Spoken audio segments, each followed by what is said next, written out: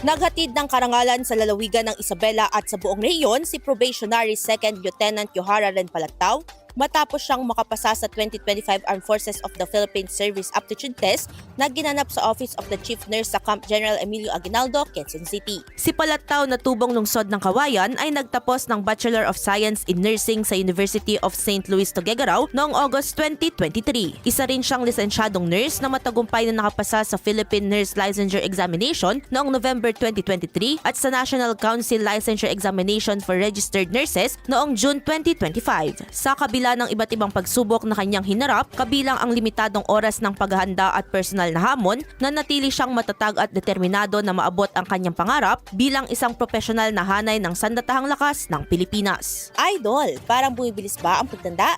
Ang dahilan humihina ang cell division na pagpapalit ng bagong cell habang nagkakaedad. Natutuyo ang balat dahil sa paghina ng elasticity. Para mapigilan nito, mag-DTX 500 na. May antioxidants at vitamins, polyphenols at flavonoids na pumipigil sa collagen degradation. Sikreto sa pagiging young looking mo para maging healthy, mag-DTX 500 palagi. Para sa IFM News, ako si Idol Sena Marie Akdang. Idol! IFM News.